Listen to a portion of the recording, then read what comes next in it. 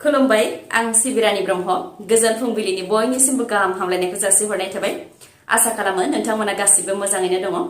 नोंथांमोननि थाखाय आं गोदान मोनसे भिडिअ लानानै फैबावबाय। अन्नानै भिडिअखौ जोबजासिम नायलांदो। आसामनि थार्ड फर्थ ग्रेड साख्रिनि थाखाय आसाम डाइरेक्ट रिक्रुटमेन्ट कमिसन बिलखौ आसाम एसेम्ब्लियाव पास खालामनाय जाबाय। बे आसाम डाइरेक्ट रिक्रुटमेन्ट कमिसननि गेजेरजों आसामनि थार्ड फर्थ ग्रेड साख्रिनि थाखाय कमन एग्जाम खुंनाय जागोन आरो बेनि गेजेरजोंनो सायख'नायबो जागोन। थार्ड आरो फोर्थ ग्रेड साख्रिनि थाखाय कमन एग्जाम खुंनायनि मुलाम्फाया जाहैबाय सिगांनि समाव गुबुन गुबुन बिफाननि थाखाय आनजाद खुंनायाव सोरखारा जि खरसा जायोमोन बेयो दा जानाय नंला। गुबुन फारसेथिं बिजाथिफोराबो गुबुन गुबुन साख्रिनि थाखाय गुबुन गुबुन आनजाद होनो गोनां जायोमोन आरो बेनि थाखाय गोबां रां खरसा आरो खस्थ'बो जायोमोन, नाथाय दा बेबायदि जानाय नंला। बेनि अनगायैबो गुबुन गुबुन आनजाद खुंनो थाखाय गुबुन गुबुन प्राइभेट कम्पानिनो होनाय जायोमोन, दा गुबुन प्राइभेट कम्पानिनो आनजाद खुंनो होनाय जानाय नंला। आसाम डाइरेक्ट रिक्रुटमेन्ट कमिसननि गेजेरजों थार्ड फोर्थ ग्रेड जबनि थाखाय फाइनान्सियेल इयार 2021-22 मायथाइयाव फ्राय 50,000सो भेकेन्सिनि थाखाय आनजाद खुंनाय जागोन होननानैबो फोरमायथिदों। फिन आसाम पुलिसा एनकाउन्टार खालामदों। बे खेबाव आसाम पुलिसा दुथां रजनीकान्त दैमारिनि सायाव गुलिखौ गावदों। दुथां रजनीकान्त दैमारिया 50 बोसोर बैसोनि मरिगावनि लाहरिघाटनि। माखासे सान सिगां दुथां रजनीकान्त दैमारिया 3 उन्दै उन्दै हिन्जावसा गथ'फोरखौ जिनाहारि खालामदोंमोन आरो बेनि उनाव खारखुमानानै दंमोन। फोरमायथिनाय बायदिब्ला जिनाहारि खालामजानाय गथ'साफोरनि बैसोआ 6 निफ्राय 7 बोसोर बैसोनि गेजेराव। दुथाङा गथ'साफोरखौ बुरखायनानै गावनि न' फारसे लानानै थाङोमोन। बेनि उनाव गथ'साफोरजों बे गाज्रि खामानिखौ मावोमोन। बे जाथायखौ गथ'साफोरा न'आव फोरमायथिनायनि उनाव न'नि सुबुंफोरा लाहरिघाट पुलिस थानायाव एफआइआर होदोंमोन। एफआइआर होनायनि सायाव बिथा खालामनानैनो लाहरिघाट पुलिसा दुथां रजनीकान्त दैमारिखौ आमतलानिफ्राय एरेस्ट खालामदोंमोन। पुलिसा फोरमायथिनाय बायदिब्ला मोनानि समाव रजनीकान्त दैमारिखौ जाथाय जानाय जायगायाव लानानै थांदोंमोन। बेयावनो दुथाङा खोमसिनि खाबु लानानै पुलिसनि आखाइनिफ्राय खारखुमानो नाजानायावनो पुलिसा गुलि गावनो गोनां जादों। पुलिसनि गुलि गावनायजों जोखोम जानाय दुथां रजनीकान्त दैमारिखौ दा फाहामथायनि थाखाय GMCH देहा फाहामसालियाव थिसनबाय।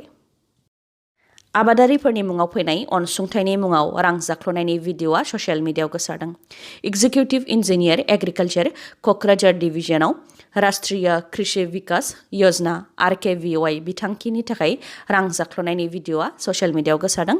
RKVY बिथांखिनि गेजेरजों आबादारिफोरनो पेडि थ्रेसार आरो पेडि रिपार राननानै होनाय जादों। नाथाय पेडि थ्रेसारनि मुङाव 5,000 आरो पेडि रिपारनि मुङाव 2,000निफ्राय 3,000सिम रां लानायनि अजद सिखांदों। रां लानायाव एग्जिकिउटिभ इन्जिनियार एग्रिकालचार क'क्राझार डिभिजननि जुनियर इन्जिनियार नीलकान्त कलिता आरो सिनियर एसिस्टेन्ट सुदीप देब बिथांमोननि सायावनो अजदआ सिखांदों। बेनि अनगायैबो अदालगुरियाव आयेन बेरेखायै दंफां लांनायनि दायाव 3खौ SSBआ एरेस्ट खालामदों आरो 3 सुबुंखौ BJPनि दैदेनगिरि होननानै मिथिनो मोननाय जादों। फोरमायथिनाय बायदिब्ला बिथांमोनहा हाग्रा बिफाननि माखासे मावफारियाफोरजों लोगो नांनानै गोलाव समनिफ्रायनो हाग्रानिफ्राय दंफां लांनानै फालांगि खालामनायनि खामानिखौ मावगासिनो दंमोन। भारत भुटान सिमानि ननै हाग्रा ओनसोलनिफ्राय ट्रेक्टरजों दंफां लांबाय थानाय समावनो SSBआ 3 BJPनि दैदेनगिरिफोरखौ हमनो मोन्दों होननानै फोरमायथिदों। बिटिआरनिफ्राय गामि दानख'नायखौ लानानै राजखान्थि खालामनानै जेबो मुलाम्फा जानाय नङा होननानै बुंथियो दिपेन बर' बिथाङा। BPF दोलोआ बिटिआरनिफ्राय दरसेबो गामिखौ दानख'नो होनाय जानाय नङा होननानै बुंथिनायनि सायावनो दिपेन बर' बिथाङा फिननाय होयोदि बाउन्डारि कमिसन दायोब्ला बेयाव अल्टारेशन अफ बाउन्डारि एबा सिमा सोलायनायनिबो लिरनाय थायो। बेयाव स्टेटनियानो जा एबा काउन्सिलनियानो जा गामि दाजाबनाय आरो दानख'नाया थायो। नाथाय एबसुनि थांखिया गामिफोरखौ दाजाबनायसो दानख'नाय नङा होननानैबो फोरमायथियो दिपेन बर' बिथाङा। जायनाखि गामि दानख'नायनि अपसन दङ, बेनिखायनो जायफोरा गामि दानख'जानो गोसो बिथांमोनहा एप्लिकेसनखौ होदों। नाथाय गामि दानख'नायनि एप्लिकेसन होदोंब्लाबो गासैबो दानख'जागोन बे नङा।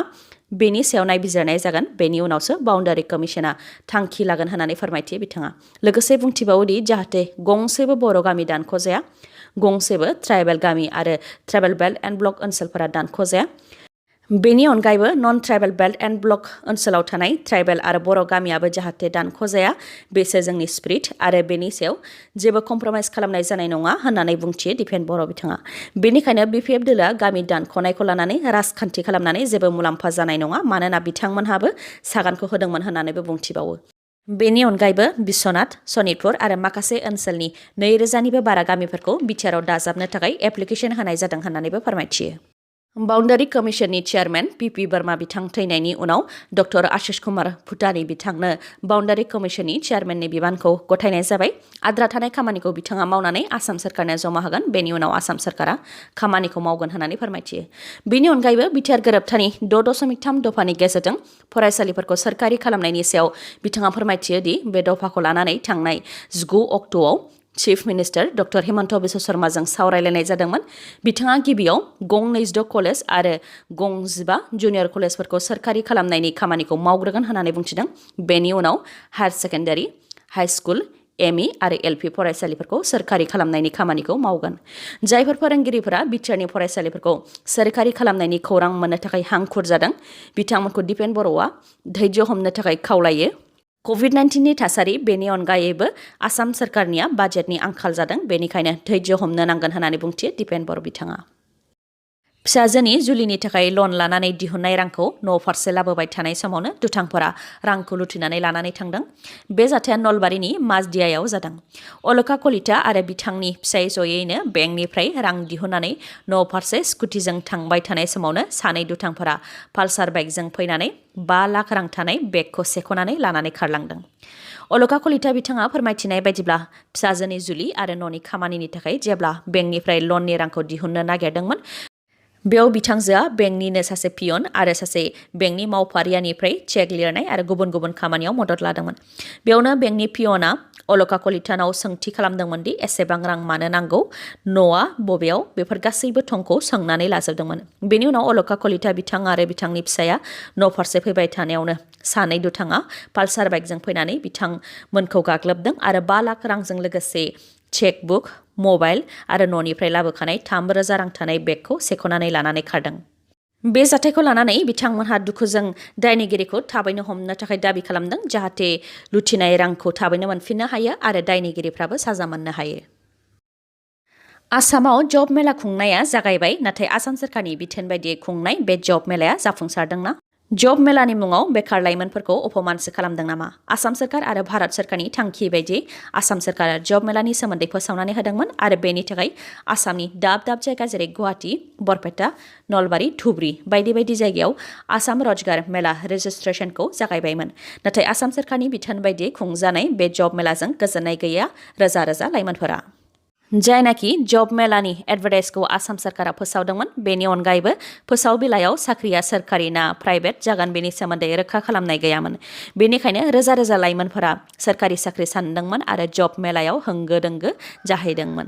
उनावसो साख्रिखौ सोरखारि नङा होननानै मिथिनो मोन्दों होननानै फोरमायथियो लाइमोनफोरा।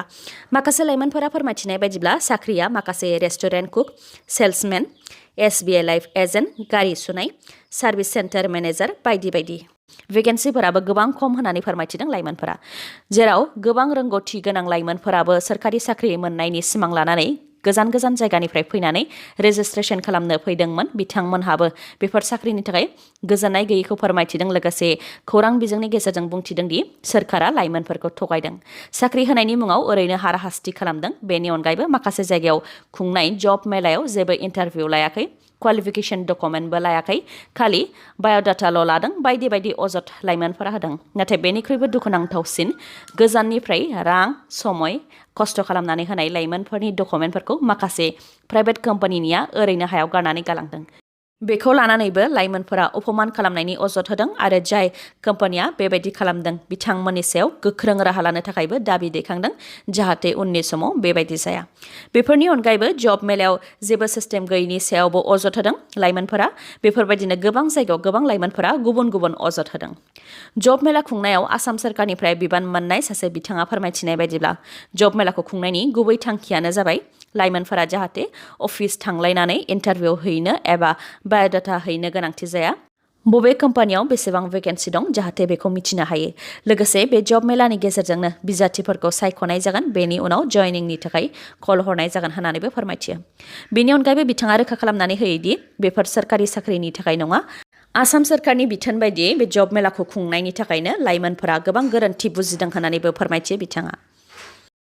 पान्जाबनि लुधियानायाव बम बेरदों, जाथायजों सासे सुबुंनि जिउ खहा जादों। लुधियानानि डिस्ट्रिक्ट कर्ट कमप्लेक्सनि सिङाव थानाय गंसे बिल्डिंनि सेकेन्ड फ्ल'राव थानाय बाथरुमनि सिङावनो बेरदों बे बमा।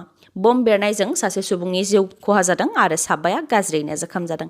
बेनि अनगायैबो बम बेरनायजों बाथरुमनि वालफोरा थेर-बेथेर गावस्रानानै गाहायाव गोग्लैबोनायाव गाहायाव दोनथ'नाय गारिफोरावबो गोग्लैदेरनानै गोबां खहा जादों।